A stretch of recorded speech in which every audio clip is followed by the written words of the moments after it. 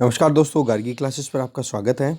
Date आज की 17 फरवरी 2022। देख लेते हैं इंडियन एक्सप्रेस के एडिटोरियल आइडिया पेज से इंपॉर्टेंट आर्टिकल्स जो अभी हम इस वीडियो में डिस्कस करेंगे। देखो, ये दो आर्टिकल्स जो आपके सामने हैं, फर्स्ट इज एनएसई's फेलियर। इसमें हम जानेंगे कि security and exchange board of India के द्वारा अभी एक ऑर्डर डिक्लेयर किया गया है जिसमें ये कि नेशनल सिक्योरिटी एक्सचेंज में कुछ जो एक कहता है ना कि जो प्रॉपर गवर्नेंस होनी चाहिए या फिर वहाँ पर जो फंक्शनिंग होनी चाहिए फंक्शनरीज़ की, वो प्रॉपर नहीं हो रही है। वहाँ पर कुछ गफले हैं अपॉइंटमेंट को लेकर, और दूसरी कि अपॉइंट जिसको किया गया है उसको जो कॉम्पनसेशन मिलता है, जो रेम्यूनरेशन सैलरीज मिलती है, उनमें भी कहीं ना कहीं कुछ इरेगुलरिटीज़ देखने को मिली है। तो लास्ट में एक बार नज़र डालेंगे।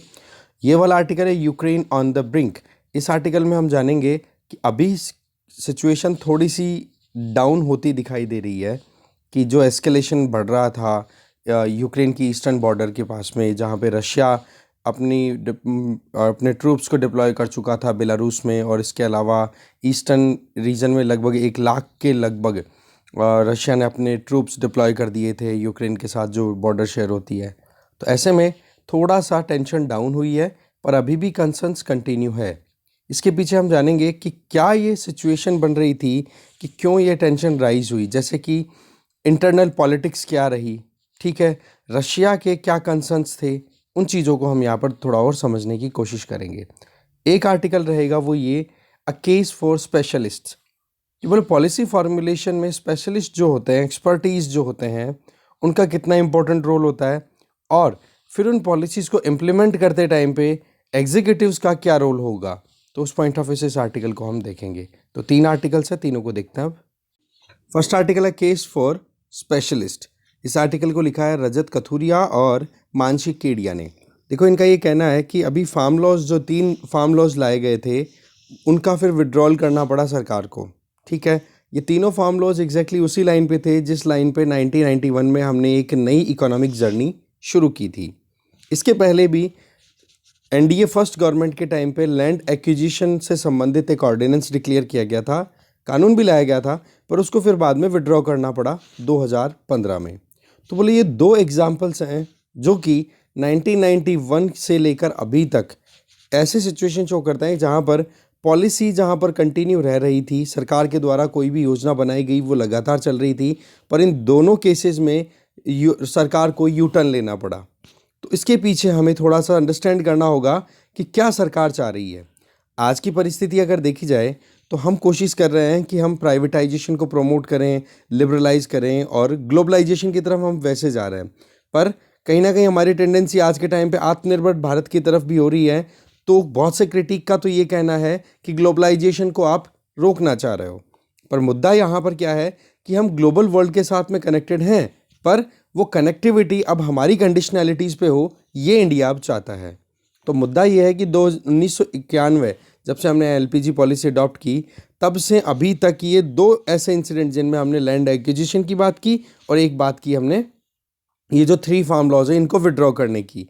तो राइटर्स का ये कहना है कि यहाँ पर एक जो गैप आ रहा है ना, एक्सपर्टाइज कौन, इकोनॉमिस्ट और दूसरे पॉलिटिशियन, इन दोनों की जो एक दूसरे के ऊपर इन्फ्लुएंस है ना, वो कहीं ना कहीं ज़्यादा रोल प्ले कर रही है। किस तरफ से? पॉलिटिशियन का रोल ज़्यादा आ गया है यहाँ पर।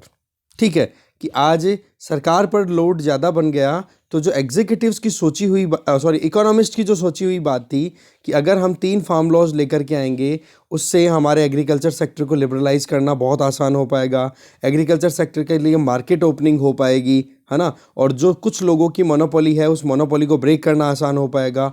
तो बोलो, उन चीज़ों को इकोनॉमिस्ट ने सोच करके फिर बाद में ये फार्मूला प्लान किया था 3 फार्म लॉज का। बट पॉलिटिशियन जो है वो कहीं ना कहीं सरकार, मतलब एक तरीके से पब्लिक के सामने एक जो होता है ना फैक्ट के बेसिस पे या जो एक्सपीरियंस है उसके बेसिस पे उन्होंने ये देखा कि भाई अगर हमने इस टाइम पे फार्म लॉज को रिपील नहीं किया तो चुनाव हार जाएंगे। तो बोले ये कहीं ना कहीं एक इम्बैलेंस वाला काम हो जाता है। बोलने को तो लोग बोल रहे हैं कि आत्मनिर्भर भारत अभियान के तहत सरकार जो है वो टैरिफ लगातार बढ़ा रही है, बट रियल सेंस, और ये भी कहा जा रहा है कि हम 1990 से पहले के टाइम पे जिस तरीके से प्रोटेक्शनिज्म की जो टेंडेंसी रखते थे, एग्जैक्टली वैसी ही कुछ करने की कोशिश कर रही है सरकार। बट राइटर्स का ये कहना है कि 1991 से पहले टैरिफ हमारे होते थे लगभग 400% के लगभग, जो कि अभी कितना है, ओनली 10%। तो आप देख सकते हो कि कितना हम 1991 से पहले की जो सिचुएशन थी जिसमें हम सोशलिस्टिक पैटर्न पे काम करते थे, जिसमें हम ग्लोबलाइजेशन की तरफ इतना ज़्यादा टिल्टेड नहीं थे, तो आपको क्लियर हो गया होगा कि वाकई में टैरिफ अभी डिक्लाइन है, ठीक है, डाउन टर्न ले रहा है, ना कि अप टर्न।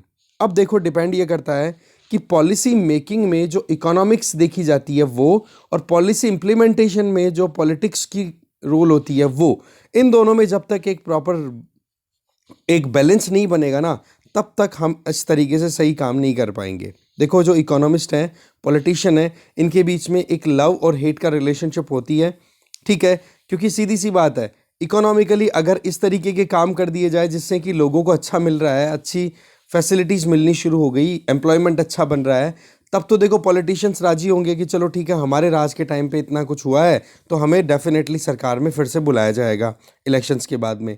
बट दूसरी तरफ अगर कोई रिफॉर्म्स लाए जाएं, जैसे कि अभी फार्म लॉज की बात करें, तो इन फार्म लॉज में रिफॉर्म्स की तो बात की गई थी ना एग्रीकल्चर सेक्टर में, क्योंकि बहुत सारे जो एक्सपर्ट्स हैं उनका ये कहना था कि 1991 के बाद में हमें सबसे पहले हमारे एग्रीकल्चर सेक्टर को रिफॉर्म करना चाहिए था, जो कि सबसे पीछे है, ठीक है। तो उस केस में इकोनॉमी है, उसमें हमने रिफॉर्म्स लाने के लिए 3 फार्म लॉज इंप्लीमेंट किए, बट रिजल्ट क्या रहा कि पंजाब और हरियाणा के फार्मर्स इस तरीके से रोड पे उतर के आए कि सरकार को, अब पंजाब में इलेक्शन होने वाले हैं, 20 तारीख से स्टार्ट होने वाले हैं, तो सरकार को विड्रॉ करना पड़ गया, ठीक है। तो मुद्दा क्या आ गया कि भाई पॉलिसी जब भी आप बनाओ तो उसमें आपको थोड़ा सोच समझ करके देखना होगा कि आप कहाँ पर अपने कंट्री को ले जाना चाहते हो। देखो हिस्ट्री हमेशा अपने आप को रिपीट करती है, इसमें कोई डाउट नहीं है, ठीक है। रिफॉर्म्स हमेशा देखे जाते हैं, हमेशा कोई भी चीज़, देखो बदलाव ही अपने आप में परमानेंट चीज़ है, ठीक है। कोई भी अगर परमानेंट चीज़ है इस दुनिया में तो वो है चेंजेस, ठीक है। तो मुद्दा यहाँ पर है कि हम डोमेस्टिकली अगर कोई भी रिफॉर्म्स लेकर के आएँ, जैसे हमारे यहाँ पर 3 फार्म लॉज लेके आए थे हम, तो उसके पीछे कारण क्या था, क्योंकि हम WTO को ज्वाइन करके रखे हैं। दूसरी तरफ अगर देखा जाए तो हम चाहते हैं कि हमारे भी फार्मर्स जो है वो पैसे वाले बने, उनको भी मार्केट इकोनॉमी का थोड़ा सा एक्सपीरियंस हो। अभी फ़िलहाल एक मोनोटोनस एक तरीके से उनकी लाइफ है कि हाँ जी गेहूँ चावल उगा दो और उनको बेच दो और उनके हिसाब से कुछ हज़ार रुपए का जो मुनाफा होता है वो कमाओ और ज़िंदगी चलाओ। बट यहीं पर अगर मार्केट इकोनॉमी से उनको लिंक मिल जाए प्रॉपर, तो उनको कितना बेनिफिट हो सकता है। दूसरा, सरकार की खुद की पॉलिसीज़ भी बहुत मैटर करती है कि भाई आप एक तरफ तो करना चाहते हो कि हमारे यहाँ पर जो अभी क्लाइमेट के हिसाब से एग्रीकल्चरल प्रैक्टिसेस हों या कुछ भी ऐसी एक्टिविटी हो, हम यहाँ पर मैं फोकस फार्म पे इसलिए कर रहा हूँ मेनली क्योंकि हमारा अभी रीसेंट एक्सपीरियंस ही है ये। बाकी तो रिफॉर्म्स की बात हर सेक्टर में ले लो आप। जबकि दूसरी तरफ आप देखो मैन्युफैक्चरिंग सेक्टर को प्रमोट करने के लिए सरकार के द्वारा जो कदम उठाए जा रहे हैं उसमें इतना ज़्यादा ऑब्जेक्शन नहीं हो रहा है, क्योंकि रिफॉर्म्स तो वहाँ पे भी लाए जा रहे हैं। जैसे लेबर कोड की अगर बात की जाए, है ना, लेबर कोड को 44 लॉज थे, उनको कोडिफाई करके 4 कोड्स में कन्वर्ट कर दिया, और उसमें ज़्यादा फेवर किया किसका जा रहा है, अगर प्रीवियसली देखा जाए और अभी का जो स्टेटस देखा जाए, दोनों में कंपेयर किया जाए तो लेबर थोड़ा सा मतलब जो एम्प्लॉयर है उसको ज़्यादा फेवर होते हुए दिखाई दिया जा रहा है इन चारों लेबर कोड में। क्रिटिसिज्म भी बहुत हुआ है, पर इतना ज़्यादा क्रिटिसिज्म भी नहीं हुआ है कि जिससे कि लेबर कोड को विड्रॉ ही करना पड़े।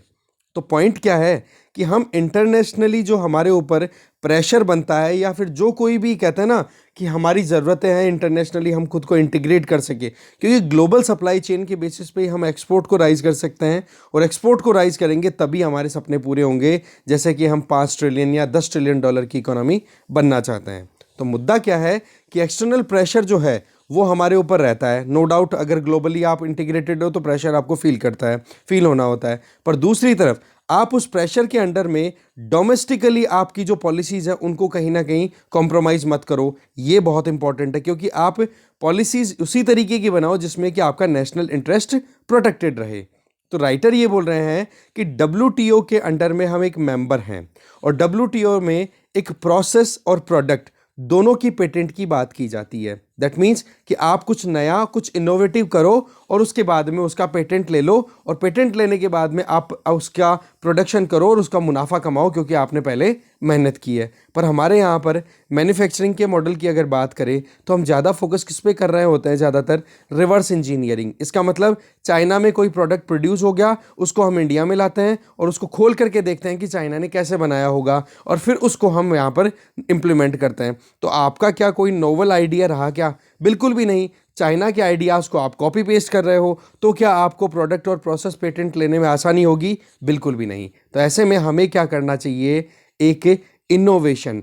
कल वाला जो आर्टिकल है उसकी रेलेवेंस आ गई है फिर से। रिसर्च एंड डेवलपमेंट ज़्यादा होना चाहिए, जिससे हम हमारी खुद की कोर आइडियाज़ को, हमारे खुद के जो एंटरप्रेन्योर्स हैं, खुद की कोर वैल्यूज़ को प्रमोट कर सके वर्ल्ड वाइड, कि भाई इंडिया में भी इतना ज़्यादा स्किल मैन पावर अवेलेबल है। ठीक है, तो ऐसे में रिफॉर्म्स अगर हमारे आते हैं ना, ज़्यादातर वो क्राइसिस ड्रिवन होता है, कि भाई परिस्थिति बिल्कुल बिगड़ गई। जैसे शुरुआत में हमने बात की LPG policy, new economic policy adopt की 1991 में। क्यों की जी? क्योंकि हमारे यहाँ पर बैलेंस ऑफ पेमेंट क्राइसिस आ गए। क्या राजी राजी किया था क्या हमने रिफॉर्म? बिल्कुल भी नहीं। तो ये फार्म लॉज है ना, ये भी मुझे लगता है इसी तरीके से कुछ आएगा, जब क्राइसिस सिचुएशन आ जाएगी कि भाई आप तो चेंज करना ही पड़ेगा, नहीं तो यूँ मान लो रोटियों के भी मतलब शॉर्टेज आने वाली है ज़बरदस्त। ठीक है, तो ऐसे में बोला क्राइसिस ड्रिवन जो रिफॉर्म्स होते हैं वो हमें लॉन्ग टर्म में कुछ अच्छा आउटकम दे, इसकी बजाय अगर हम सोच समझ करके कोई आउटकम ले या कोई भी रिफॉर्म्स लेकर के आए तो वो ठीक बात है। फिर से बात वही आ रही है कि 10 ट्रिलियन की, अगर हमें 10 ट्रिलियन डॉलर इकोनॉमी बननी है हमें 2030 तक, तो भाई हमें रिसर्च एंड डेवलपमेंट पे तो काम करना ही पड़ेगा। दूसरी चीज़, हमारी इकोनॉमी को नहीं भी नहीं, अब आने वाले जितने 7-8 साल 9 साल बच रहे हैं ना, इनमें 15% पर एनम के हिसाब से नॉमिनल जीडीपी ग्रोथ रजिस्टर करनी पड़ेगी, तब जाकर के 10 ट्रिलियन डॉलर इकोनॉमी का टारगेट हम अचीव कर पाएंगे। आज अगर हम देखें, हमारा जो गोल्डन पीरियड था, जिस टाइम पे हमारी जीडीपी की ग्रोथ रेट 8% 9% के लगभग चलती थी 2004 से 2009 के बीच में, उस टाइम पर कितने लूप होल्स निकल के आए थे। सबसे पहला तो झटका कब लगा? जब सब प्राइम क्राइसिस आए थे, जिनको ग्लोबल फाइनेंशियल क्राइसिस ऑफ 2008 बोला जाता है, जिसमें यूएसए की इकोनॉमी बिल्कुल डालमडोल हो चुकी थी। वो इकोनॉमिक क्राइसिस ने हमें हिट किया। दूसरा, आप जानते हो कि इंटरनली भी हमारे यहाँ पर इंस्टीट्यूशनल वीकनेस बहुत देखने को मिली थी, जैसे कोल स्कैम। मतलब इस तरीके के बड़े बड़े स्कैम्स को रोकने में असक्षम साबित हुई थी हमारे जो इंस्टीट्यूशंस थे, हमारे जो रेगुलेटर्स थे वो। तो पॉइंट क्या है? इंटरनली और एक्सटर्नली दोनों तरफ से हमें झटकों का सामना देखना पड़ा, शॉक लगे, और अल्टीमेटली हमारी इकोनॉमी आ गई बैक टू द पेवेलियन। 5% 6% की इकोनॉमिक ग्रोथ रेट हम रजिस्टर कर रहे हैं। तो पॉइंट क्या है कि भाई एक्सटर्नली जो सिचुएशन बन रही है उसको भी हमें भाप के चलना जरूरी है, तो इंटरनली भी हमें अपने आप को स्ट्रेंथन रोबस्ट इकोसिस्टम बनाने की ज़रूरत है।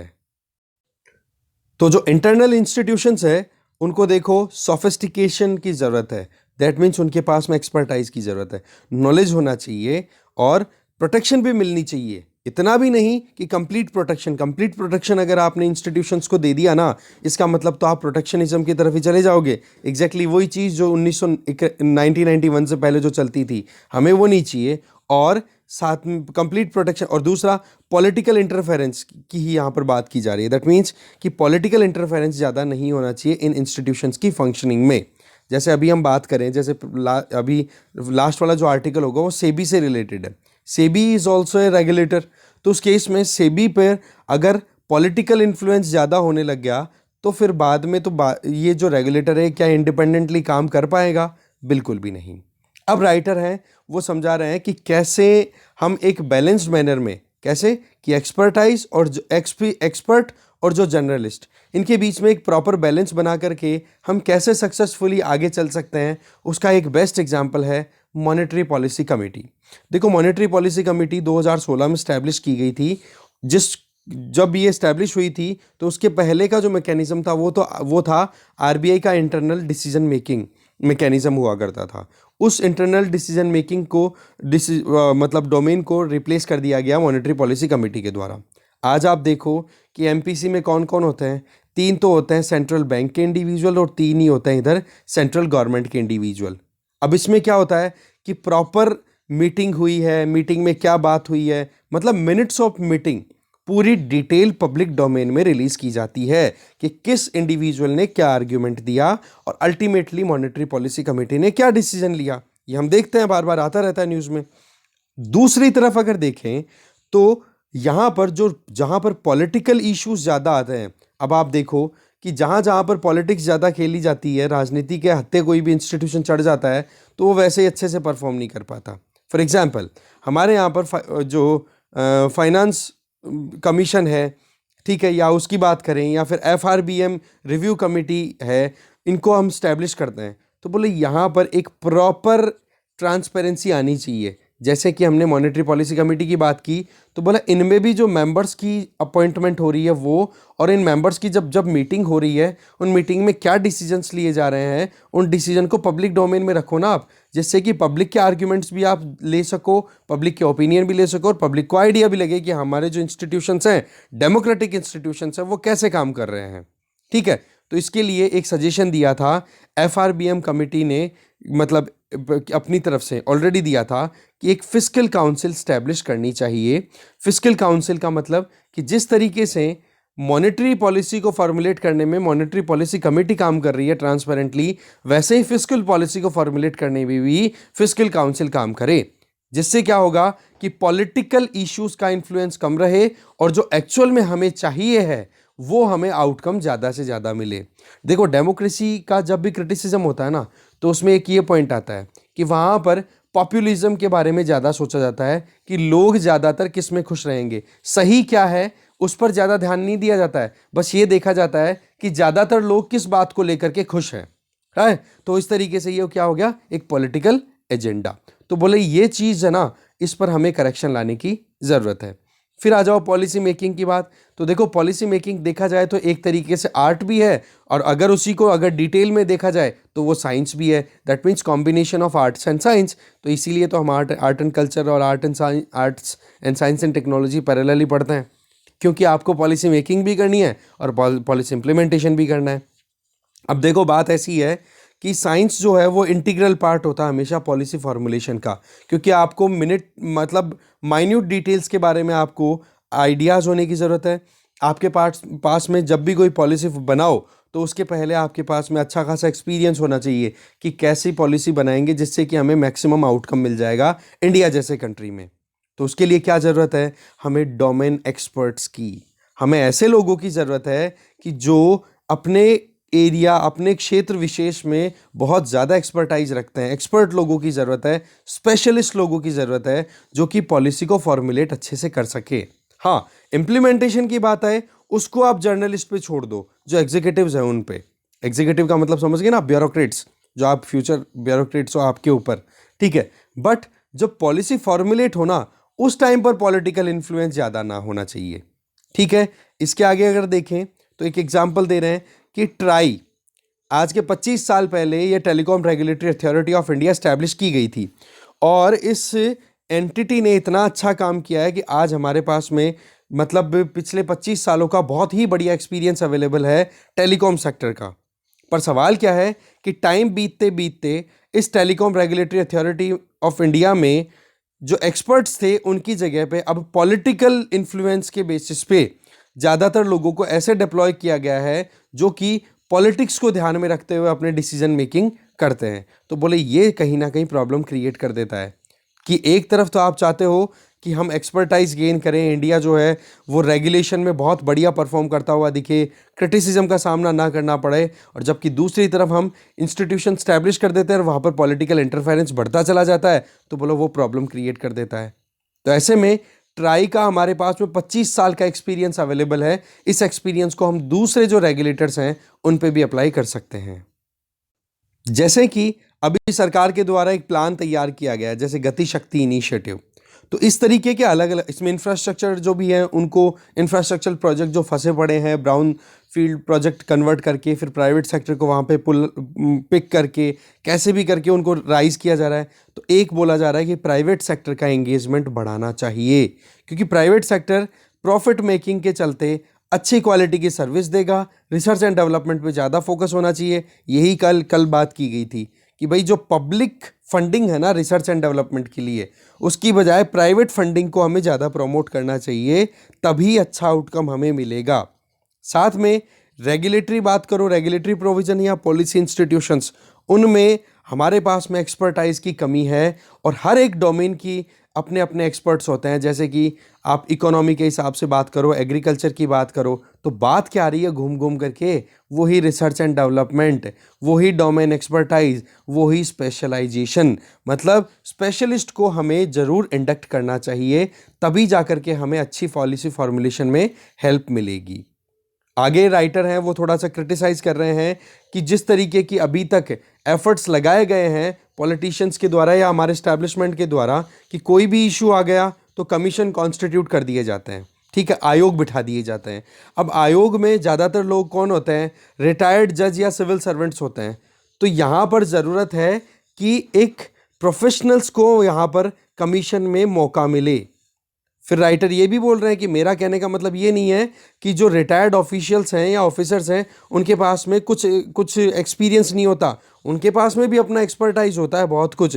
बट एक्चुअल में आपको जो आउटकम चाहिए है वो ये कि हमें फैक्ट फाइंडिंग मिले, हमें एक्यूरेसी मिले, जिससे कि हम फ्यूचर में वो गलतियां दोबारा से ना रिपीट करें। तो वो चीज़ें कहीं ना कहीं प्रोफेशनल्स हैं ना, जो डोमेन एक्सपर्टाइज हैं, वो प्रोवाइड कर सकते हैं। ठीक है, तो यही मेन चीज़ आ रही है घूम घूम करके कि बोले पॉलिटिक्स और पॉलिसी दोनों को डिस्टेंस में लाने की ज़रूरत है। एक राजनीति का असर पॉलिसी फॉर्मुलेशन पे नहीं आना चाहिए, है ना। आज अगर देखें अभी हम नेशनल स्टॉक एक्सचेंज में क्या हुआ है, यही तो हुआ है, इसी को हम अभी डिटेल में देखेंगे क्या हुआ है सारा।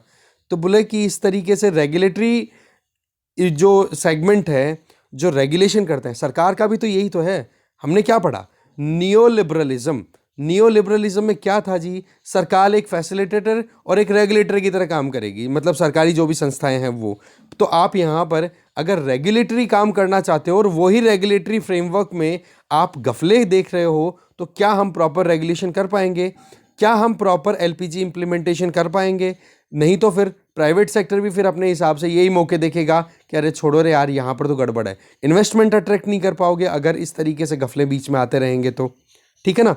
तो मुद्दा क्या आ गया कि देखो, पब्लिक इंटरेस्ट को आइडेंटिफाई करना वे बेशक इन एजेंसीज का ज़रूरी है, कारण कि अल्टीमेटली हम एक डेमोक्रेटिक कंट्री है, लोगों के लिए काम करना ज़रूरी है, जनता का काम होना चाहिए, जनता के इंटरेस्ट को प्रोटेक्ट करना ज़रूरी है। पर यह भी है कि कई बार हमें कड़े कदम भी उठाने पड़ते हैं। उन कदमों को उठाने के लिए हमें एक्सपर्टाइज की ज़रूरत है, जो लोग हमेशा अपने एक्सपीरियंस के बेसिस पे बढ़िया से बढ़िया करते हैं। वही बात है कि जब माता पिता अगर डांटते हैं बच्चों को, तो उस टाइम पे तो बच्चों को प्रॉब्लम होती है, बट वो उनके भले की काम करते हैं, तो वो एक्सपर्ट हैं, उनके पास एक्सपीरियंस है, तभी तो वो डांटते हैं। ठीक है, तो एग्जैक्टली बोला, ऐसा ही कुछ हमें अप्लाई करने की ज़रूरत है हमारे रेगुलेटर्स में। अब हम जो नेशनल स्टॉक एक्सचेंज में जो गड़बड़ हुई है ना, उसको समझते हैं। देखो, नेशनल एनएससी फेलियर पिछले हफ्ते की बात है, जब securities and exchange board of India, ये भी एक रेगुलेटर ही है, इन्होंने एक फाइनल ऑर्डर डिक्लेयर किया है, जिसमें यह है कि कंट्री का जो सबसे बड़ा स्टॉक एक्सचेंज है उसमें कुछ गड़बड़ियां निकली हैं। ठीक है, और इस ऑर्डर में क्या कहा है कि जो सीनियर ऑफिशियल्स हैं एनएससी के, उनको वाकई में उनके ऊपर लगाम लगनी चाहिए, उनके ऊपर कार्रवाई होनी चाहिए। जिसमें मेन नाम आ रहा है एक तो फॉर्मर एमडी और सीईओ, जिनका नाम है चित्रा रामकृष्णा। तो इसमें देखो, बहुत इनके टाइम पे बहुत सारी गवर्नेंस लैप्सेस देखे गए। मतलब जो काम एनएससी को करना चाहिए था एक ट्रांसपेरेंट मैनर में, एक प्रॉपर रूल रेगुलेशंस को फॉलो करते हुए, वो इन्होंने नहीं इम्प्लीमेंट करवाए। क्योंकि ये क्या थे? एमडी एंड सीईओ, मतलब टॉप ऑफिशियल हो गई वो।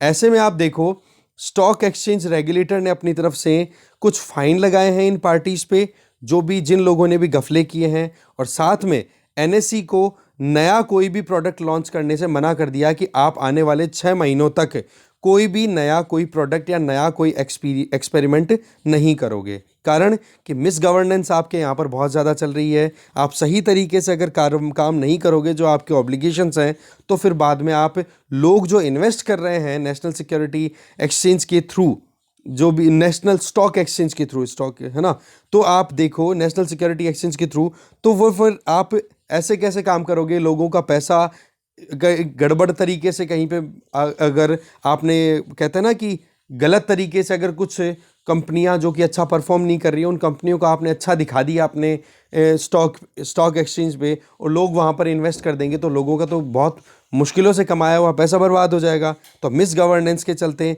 बहुत सारे रूल रेगुलेशंस का वायलेशन देखा गया है, इसलिए पेनल्टीज भी लगाई जा रही हैं और एक तरीके से स्टॉक एक्सचेंज पे लगाम भी लगाई जा रही है। चेक्स एंड बैलेंसेस पे ही तो डेमोक्रेसी काम करती है। तो यही चीज़ यहाँ पर सेबी के द्वारा एनएसई पे लगाई गई है। तो सेबी का जो ऑर्डर है ना, वो आपको क्लियर है। सबसे पहला तो मुद्दा आ रहा है वो ये कि आनंद सुब्रमण्यन, ठीक है, उनको उनकी अपॉइंटमेंट को लेकर के 2013 से 2016 के बीच में जो की पोस्ट पर थे, बहुत ही इंपॉर्टेंट पोस्ट पे इनको अपॉइंट किया गया था। तो बोले इनकी जो एलिजिबिलिटी थी ना, वो इतनी ज़्यादा नहीं थी जिसके बेसिस पे इनका अपॉइंटमेंट यहाँ पर कर दिया जाए। वही बात आ गई पिछले वाले आर्टिकल की कि भाई आप पॉलिटिकल इंटरफेरेंस जब कर देते हो ना, तो फिर बाद में इन इल एलिजिबल जो इंडिविजुअल्स है, जो क्वालिफाइड ही नहीं है, जिनके पास में कोई एक्सपर्टाइज ही नहीं है, उन लोगों को उठा करके और बाद में रेगुलेटर्स में पार्क कर देते हो, और फिर वो जो है प्रॉपर रेगुलेशंस को फॉलो नहीं करते। भाई नेपोटिज्म आ गया, ये तो सिंपल सी बात ही आ गई। जबकि ये जो आनंद सुब्रमण्यन है, इनके पास में बोला कोई इतना अच्छी खासी एक्सपर्टाइज भी नहीं थी, उसके बावजूद भी इनको शानदार पैकेज वाली सैलरी पे अपॉइंट कर दिया गया, जो कि गलत है। तो ये फ्रीक्वेंटली, आर्बिट्रेरीली, डिस्प्रपोर्शनेटली इनका कॉम्पनसेशन भी राइज किया गया लगातार। और इस चीज़ में रोल प्ले किसने किया? चित्रा रामकृष्णा, जो कि फॉर्मर एमडी सीईओ रही, किसकी? एनएसई की। तो इस तरीके से ये इंटरनल गवर्नेंस में प्रॉब्लम आई कि नहीं, जो एलिजिबल इंडिविजुअल्स हैं उनको तो आपने प्रमोट किया नहीं, जबकि इल एलिजिबल है जो लोग, इन एलिजिबल है जिन लोगों को क्वालिफिकेशन नहीं है, जिनको एक्सपर्टाइज नहीं है, जो लोग बिल्कुल काम के नहीं है, उन लोगों को आप अपॉइंट कर देते हो और उनको अच्छी सैलरी देते हो। तो यही तो सबसे बड़ी प्रॉब्लम है पॉलिटिकल इंटरफेरेंस की इन रेगुलेटर्स में। तो एक ऑर्गेनाइजेशन की प्रॉपर स्ट्रक्चर होनी चाहिए, डिविडेंड सिनेरियो एकदम क्लियर होना चाहिए कि भाई किसको कहाँ पर कैसे अपॉइंट किया जा रहा है। आप किसी भी अननोन पर्सन को उठा करके कहीं पर भी आप अपॉइंट कर दो, तो वो बात तो कहीं ना कहीं पॉलिटिकल इश्यू, मतलब एक तरीके से डेमोक्रेटिक एथोस के अगेंस्ट में है। इसी चीज़ को यहाँ पर हाईलाइट किया गया है। तो देखो, ये करप्शन से भी बढ़कर एक मुद्दा निकल के आ रहा है, ठीक है ना, क्योंकि एक इंडिविजुअल जो एलिजिबल है उसको तो आपने अपॉइंट होने से रोक दिया, और दूसरी तरफ जिस बंदे के पास में क्वालिफिकेशन नहीं है, उस या फिर एक्सपर्टाइज नहीं है, या डिसीजन मेकिंग की क्वालिटी नहीं है, उस इंडिविजुअल को आपने वहां पर अपॉइंट कर दिया की पोस्ट पे। अब उसके फिर टाइम टाइम पे सैलरी इंक्रीमेंट दे रहे हो, हाइक दे रहे हो उनको, तो ये तो बात गलत है ना, ठीक है। तो यही चीज़ यहाँ पर राइटर ने, मतलब एडिटर भी हाईलाइट अपनी तरफ से करना चाह रहे हैं। तो देखो, बात ऐसी है कि यहाँ पर जो क्राइम है ना, ये ओमिशन का नहीं है। ओमिशन का मतलब हो गया कि किसी चीज़ को आप हटा रहे हो। सेबी का जो ऑर्डर है ये बिल्कुल क्लियर कहता है कि इस तरीके के एपिसोड हमारे यहाँ पर नॉर्मल हैं। तो ऐसे में जो एक वर्ल्ड में रिकॉग्नाइज्ड स्टॉक एक्सचेंज है, उसकी जो कहते हैं ना कि कॉन्फिडेंशियल इंफॉर्मेशन है, उसके बारे में अवेयरनेस बोर्ड को होनी चाहिए, और कहते हैं ना कि एक ट्रांसपेरेंट मैनर में ये काम होने ज़रूरी होते हैं, राइट। हाँ, ये बात ठीक है कि हमें देखना ये भी ज़रूरी होता है कि सारी इन्फॉर्मेशन हम पब्लिक डोमेन में नहीं रिलीज़ कर सकते, बट कम से कम वहाँ पर जो लोग की स्टेक होल्डर्स हैं उनके पास में तो पूरी इन्फॉर्मेशन होनी चाहिए, ठीक है। तो यही है। दूसरा, जो लोग अपॉइंट हो रहे हैं उनकी अकाउंटेबिलिटी फिक्स होनी ज़रूरी है, उनकी ड्यूटीज़ वो अपने आप हिसाब से डिलीवर कर रहे हैं कि नहीं, वो काम अपने आप में इम्पॉर्टेंट हो जाता है। तो इसीलिए बताया जा रहा है कि भाई रेगुलेटर्स हैं, उनमें हमें ज़रूरत है, पॉलिसी फॉर्मुलेशन में इनमें हमें ज़रूरत है कि हम एक्सपर्टाइज जो हैं, एक्सपर्ट्स जो हैं, उनको हम अपॉइंट करें, ना कि केवल और केवल नेपोटिज्म पे चलें कि हाँ भाई भतीजावाद चला रखा है मन में आए जिसको, कि हमारे रिश्तेदार या मेरा जानकार कौन है उसको अपॉइंट कर दे, ठीक है। तो ये दोनों आर्टिकल्स थे रेगुलेटर्स में जो भी अभी इश्यूज आए उनको लेकर के। आगे चलते हैं। नेक्स्ट आर्टिकल है Ukraine on the brink. Article को लिखा है M.K. भद्र कुमार के द्वारा।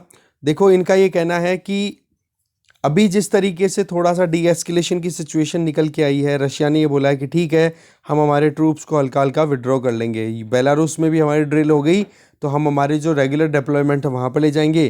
क्रीमिया में भी हमारी ड्रिल हो गई। ड्रिल का मतलब जो एक्सरसाइज होती है, प्रैक्टिस होती है, ठीक है, मिलिट्री पर्सनल्स की अपने इक्विपमेंट्स के साथ में, तो वो सारा कंप्लीट हो गया। तो बोला हम हमारे जो रेगुलर डिप्लॉयमेंट्स है वहाँ पर चले जाएंगे।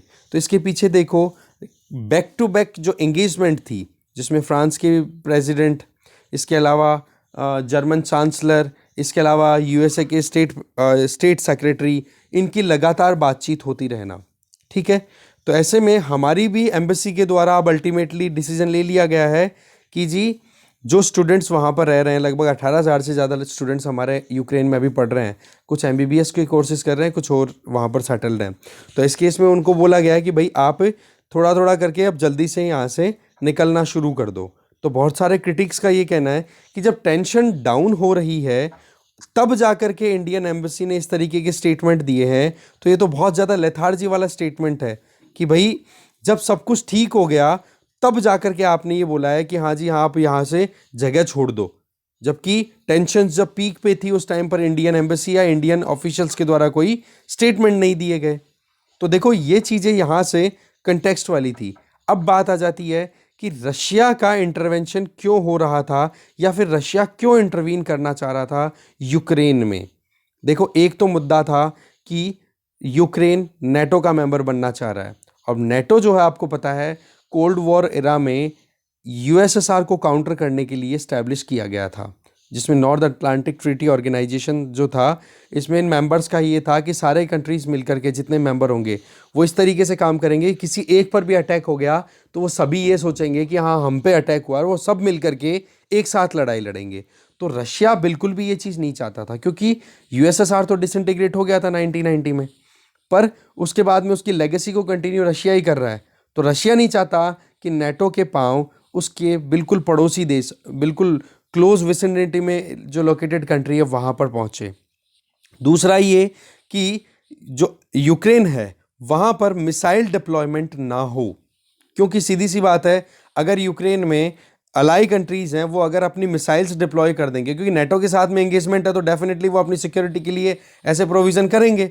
और उससे फिर रशिया को ये टेंशन थी कि अगर थोड़ा सा भी एस्केलेशन बढ़ती है तो डेफिनेटली अटैक हो सकता है। तो ये दो इश्यूज थे, तो सिक्योरिटी कंसर्न। और एक मुद्दा क्या है, रशिया ये चाहता है कि भाई हमें रिकॉग्नाइज करो, हमें कच्चा मत समझो, यूरोपियन सिक्योरिटी में रशिया का बहुत इंपॉर्टेंट रोल है। ये इंपॉर्टेंट इश्यूज हैं जिनको रशिया बार बार अपनी तरफ से हाईलाइट कर रहा था।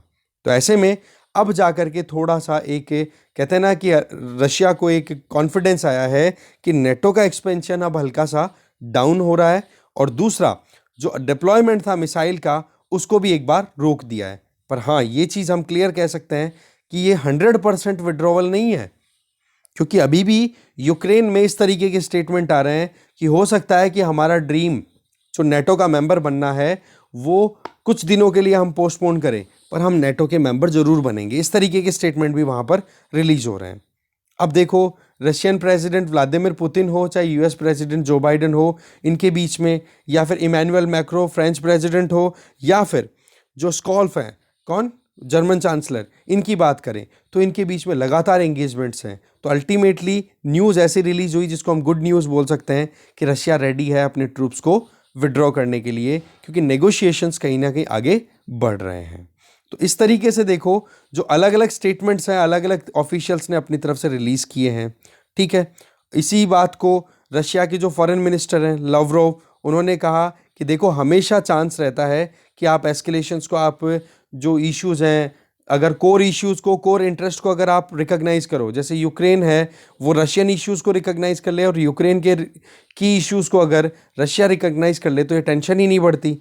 पर दोनों ने कहीं ना कहीं इग्नोर किया है एक दूसरे के कोर इंटरेस्ट को। इसके आगे देखें, यूएसए के द्वारा भी इसी तरीके के कुछ स्टेटमेंट दिए गए हैं कि हाँ जी अब सिक्योरिटी इश्यूज़ हैं वो थोड़े से डाउन हो रहे हैं इस वाले एरिया में। ये देखो पॉलिटिशियन लीडर्स के स्टेटमेंट है, ठीक है, कि डी एस्केलेट कर रहे हैं, क्राइसिस का सोल्यूशन निकल रहा है, और सोल्यूशन जो है वो डिप्लोमेटिक ही निकलेगा। ठीक है, वॉर कोई सोल्यूशन नहीं होता है कभी भी। ठीक है, तो पीस वाला मुद्दा आप पढ़ लेना ज़रूर से, एक बार फिर से मैं बोल रहा हूँ, पॉलिटिकल थ्योरी में पीस वाला जो चैप्टर है ना 11th क्लास की बुक है, उसमें आपको समझ में आएगा कि कितना कुछ इंपॉर्टेंट रोल प्ले करते हैं। और एक आप ये ध्यान रखोगे कि जो बैलेंस ऑफ पावर वाला जो कॉन्सेप्ट है वो समझाया हुआ है इंटरनेशनल कंटेम्प्रेरी वर्ल्ड पॉलिटिक्स वाली बुक में, 12th क्लास की जो बुक है उसमें। ठीक है, तो वो भी आप एक बार ज़रूर देखोगे। तो इस तरीके से डिप्लोमेटिक सॉल्यूशंस की तरफ बढ़ने के लिए तैयारी हो रही है। अलग अलग स्टेटमेंट दिए गए हैं। पुतिन है, उन्होंने ये दिमित्री पेस्केव, ठीक है, जो क्रेमलिन के स्पोक्समैन है, दैट मीन्स क्रेमलिन मतलब रशियन गवर्नमेंट हो गई, रशियन गवर्नमेंट की तरफ से जो बोलते हैं, उनका ये कहना है कि हम नेगोशिएट करने के लिए रेडी हैं, चीज़ें वही आ रही हैं।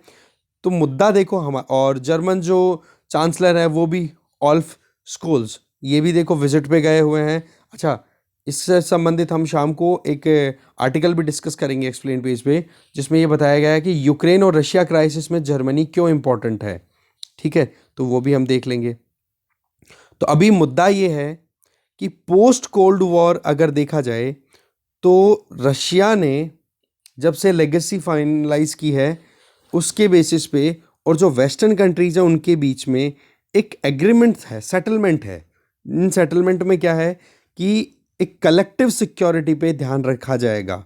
दैट मीन्स वेस्ट है वो तो रशिया को परेशान नहीं करेगा, और रशिया वेस्ट को इश्यूज में नहीं लेकर के आएगा, सिक्योरिटी इश्यूज राइज नहीं किए जाएंगे। क्योंकि कोल्ड वॉर में तो आपको पता ही है पूरा केस ही कुछ उल्टा था, ठीक है, जिसमें पूरा वर्ल्ड ही दो धड़ों में डिवाइडेड था। तो ऐसे में वो सिचुएशन रिपीट ना हो, इन चीज़ों के लिए एग्रीमेंट्स हुए हैं वेस्ट और किसके बीच में, रशिया के बीच में। अब रशिया का ये कहना है कि आप अगर उन एग्रीमेंट्स को अगर इग्नोर करोगे तो फिर बाद में हमें भी कोई ना कोई एक्शन लेना पड़ेगा, ठीक है। तो इसीलिए ये कहीं ना कहीं जो एस्केलेशन था ये बढ़ गया था यूक्रेन के बॉर्डर्स के पास में। फिर इस आगे राइटर ये बताना चाह रहे हैं कि हमेशा जब दो कंट्रीज के बीच में टेंशन होती है ना, तो वहां पर केवल एक वजह नहीं होती कि केवल एक्सटर्नल इश्यूज हैं, इंटरनल इश्यूज भी बहुत इंपॉर्टेंट रोल प्ले करते हैं दो कंट्रीज में रिलेशनशिप को लेकर, अगर आप अंडरस्टैंडिंग रखो तो। जैसे कि यूक्रेन में एक एरिया है जहां पर रशियन रशियन या फिर रशिया डोमिनेटेड इंडिविजुअल्स रहते हैं ना, रशियन लोग ज़्यादा रहते हैं वहाँ पर। तो मुद्दा क्या है कि उस एरिया में बहुत से लोग जो हैं वो एंटी रशियन स्टांस लेकर के और कंटिन्यू अपनी तरफ से रशिया के जो लोग हैं, रशियंस हैं, उनको मारने काटने के लिए उतारू हो रखे हैं। इसका मतलब क्या हो गया कि वो जो एरिया है जिसको हम बोल रहे हैं यहाँ पर डॉनबैस, ठीक है, डॉनबैस, इस डॉनबैस रीजन को रशिया ऑटोनॉमी दिलाना चाहता है कि भाई यहाँ पर हमारे जो रशियन इंडिविजुअल्स मतलब रशियंस हैं बहुत रहते हैं, रशियन एथनिसिटी के लोग रहते हैं, तो उन लोगों को प्रोटेक्शन मिले। और साथ में रशिया एक बफर भी चाहता है, क्योंकि ये तो चीज़ क्लियर हो गई कि यूक्रेन की इंटेंट क्या है, नेटो को ज्वाइन करना। अब वो कब ज्वाइन करे वो डिपेंड करता है, ठीक है, क्योंकि 2014 में यूक्रेन के कॉन्स्टिट्यूशन में, यूक्रेन की पार्लियामेंट में इस तरीके के प्रोविज़न कर दिए गए थे कि हाँ हम नेटो को ज्वाइन करेंगे। पर अभी तक ज्वाइन क्यों नहीं कर पा रहे? क्योंकि 2014 में जैसे ही यूक्रेन ने ये कदम उठाए थे, रशिया वाला जो क्रीमिया वाला मुद्दा था वो पैरेलली हो गया। अब फिर से नेटो को एकदम प्रॉपरली ज्वाइन करने की बात आ गई, तो अब रशिया ने ये बोलना शुरू कर दिया कि डॉनबैस वाला जो रीजन है उसको एक ऑटोनॉमी दे दी जाए यूक्रेन के द्वारा। अब ये डॉनबेस वाला एरिया कौन सा, उसको हम मैप पे समझते हैं। ये आपके सामने मैप है, इसमें आप देख सकते हो सी ऑफ अजोव, क्रीमिया को तो एनेक्स ऑलरेडी कर चुका है रशिया, तो ये तो है नहीं। और ये वाला एरिया ना, इस एरिया को रशिया चाहता है कि ऑटोनॉमी मिले, ठीक है, डॉनबेस रीजन बोलते हैं इसको। अब यहाँ पर देखा जाए तो टेरिटोरियली तो ये इंटीग्रेटेड है यूक्रेन से, पर इसमें रशिया चाहता है कि कैसे भी करके इसको ऑटोनॉमी मिल जाए। तो एक तो रशियन जो एथनिसिटी के जो लोग रहते हैं उनको प्रोटेक्शन मिल जाएगी, और दूसरी तरफ रशिया के लिए बफर स्टेट की तरह भी काम कर जाएगा कि यूक्रेन अगर आने वाले टाइम पर नेटो ज्वाइन भी करे या फिर अंदर ही अंदर यूक्रेन नेटो की डिप्लॉयमेंट अगर इंश्योर भी कर दे, तो कहीं ना कहीं प्रोटेक्शन तो हम इंश्योर कर पाएंगे खुद के एरियाज़ की। तो ये मैप आप थोड़ा ध्यान से देख लें, ठीक है। फिर से चलते हैं आर्टिकल पे। तो ऐसे में ये डॉनबेस वाला एरिया है ना, यहाँ पर जो कॉन्फ्लिक्ट थे, या फिर आप कह सकते हो यूक्रेन और रशिया के बीच में जो कॉन्फ्लिक्ट हैं उनको सेटल करने के लिए मिन्स एग्रीमेंट्स हो रखे हैं, दो एग्रीमेंट हो रखे हैं इसके लिए, जिसमें ये था कि डीएस्केलेट किया जाएगा, लड़ाई नहीं की जाएगी किसी भी केस में। कीव और मॉस्को के बीच का एग्रीमेंट है ये, ठीक है। तो बोलो इन एग्रीमेंट्स को यूक्रेन ने इग्नोर किया है, क्योंकि यूक्रेन में एक तरीके का एक अलग ही माहौल बना हुआ है, जहाँ पर ये डॉनबेस वाला एरिया है ना, इसमें एक्सट्रीम नेशनलिस्ट जो हैं, मतलब राष्ट्रवाद को प्रमोट करने वाले जो लोग हैं एक्सट्रीमली, जिनको नियो नाजी बोला जा रहा है। नियो नाजी क्यों? क्योंकि वहाँ पर जो रशियंस हैं ना डॉनबेस वाले एरिया में, उनको खुलेआम खुली रोड पे मार काट रहे हैं वो लोग। तो बोले ये अपने आप में रशिया के लिए अपनी एथनिसिटी और अपनी खुद की सिक्योरिटी को इंश्योर करने के पॉइंट ऑफ व्यू से बहुत इंपॉर्टेंट था। इसीलिए रशिया ने ह्यूमैनिटेरियन जो कैटास्ट्रोफ आउटब्रेक हो रहा है कहाँ पर, डॉनबेस वाले एरिया में, तो बोले उसको ध्यान में रखते हुए भी अपनी एस्केलेशंस को राइज किया था। ठीक है, तो ये इंटरनल इश्यूज हैं जो यूक्रेन में चल रहे हैं, जो कि रशिया के लिए कंसर्निंग है। तो ऐसे में टाइम और पेशेंस, ये देखो दो इंपॉर्टेंट सेगमेंट होते हैं हमेशा एक पावरफुल वॉरियर के लिए, और रशिया ने भी एग्जैक्टली ऐसा ही कुछ दिमाग में लेकर के चला। और Russian philosopher thinker Leo Tolstoy, जिनसे महात्मा गांधी भी इंस्पायर्ड थे, जिनका ये सोच मानना था कि धैर्य और समय ये दो ऐसी चीज़ें हैं जो कि वक्त को आपके फेवर में जो आपके फेवर में सिचुएशन ला देगा, और जब आप अपने खेल को खेल जाओगे। और यही चीज़ आपके लिए भी है भाई। लियो टॉल्स्टॉय की जो ये एजुकेशन है ना, ये हमारे लिए भी इम्पोर्टेंट है कि आपको धैर्य और वक्त दोनों चीज़ें आपके साथ में होनी चाहिए, नहीं तो जल्दबाजी में भी काम बिगड़ जाएगा, और अगर आप धैर्यवान नहीं हो तो भी काम बिगड़ जाएगा। ठीक है ना। तो इस तरीके से मुद्दा यहाँ तक क्लियर हो गया। अब सवाल आ जाता है कि इंडिया का क्या स्टांस है। अभी आपको पता है क्वाड की मीटिंग हुई है ऑस्ट्रेलिया में, चारों मेंबर आए थे जो एक्सटर्नल अफेयर मिनिस्टर्स हैं। तो हमारे एक्सटर्नल अफेयर मिनिस्टर ने सीधा कह दिया कि क्वाड रशिया को क्रिटिसाइज करने के लिए कोई स्टेटमेंट नहीं देगा। इंडिया हेजिटेट कर गया कि भाई हम साइन नहीं करेंगे इस एग्रीमेंट पे, और फिर बाद में रशिया को, रशियन एग्रेशन को क्रिटिसाइज नहीं किया गया। तो इस चीज़ को यहाँ पर राइटर जो है वो बिल्कुल अपनी तरफ से बोला, एकदम सॉलिड स्टेटमेंट दिया है, बोला कोई खराबी नहीं है स्टेटमेंट में। कारण क्या है ये कि रशिया जो है उसके कंसर्न्स को भी तो आप अंडरस्टैंड करो कि क्यों वो एग्रेशन दिखा रहा है, राइट। तो इस तरीके, और रशिया के साथ हमारे रिलेशनशिप भी हैं, राइट। तो ये क्वाड में आप एक रिलेशन देख सकते हो कि रशिया का रिलेशन इंडिया के साथ अच्छा होना, और क्वाड के द्वारा रशियन एग्रेशन के अगेंस्ट में कोई स्टेटमेंट नहीं देना, ये इंडिया रशिया टाइज को और ज़्यादा स्ट्रेंथ प्रोवाइड करेगा। और इसमें एक इक्वेशन और निकल के आ गई है कि ये क्वाड मेंबर क्यों मान गए, क्योंकि चाइना चैलेंज है भाई आज, रशिया इतना चैलेंज नहीं है। और ये चीज़ बहुत बार बोली जा चुकी है कि भाई क्यों पागल बन रहे हो आप, कि रशिया से क्यों लड़ रहे हो, सबसे बड़ा तो नुकसान करने वाला जो कोई एग्रेशन है कर रहा है कोई कंट्री, तो वो चाइना है। रशिया के चक्कर में डाइवर्ट मत हो, इसीलिए तो क्वाड मेंबर्स मान गए होंगे डेफिनेटली। बाकी और ओपिनियन देखेंगे एक्सपर्ट्स के। तो ये है पूरा मुद्दा। और जो हमारे स्टूडेंट्स को अब जा कर के जो गाइडलाइन दी गई है ना कि आप छोड़ दो यूक्रेन को, तो बोलो वो लेट नहीं है, अभी भी अनसर्टेनिटीज बनी हुई है, अभी भी जान बचानी बहुत ज़्यादा ज़रूरी है। ठीक है, तो ये सारी चीज़ें यहाँ पर राइटर अपने ओपिनियन के हिसाब से दे रहे थे। ठीक है, तो डिस्कशन में जो भी था हमारे पास में वो हमने देख लिया। Thank you very much. और ये जो मिन्स्क एग्रीमेंट्स है ना, इससे संबंधित एक आर्टिकल हम डेफिनेटली डिस्कस करेंगे, मैं एक एडिशनल वीडियो बना दूंगा। ठीक है, थैंक यू, या फिर आप खुद से पढ़ लेना एक बार। Thank you.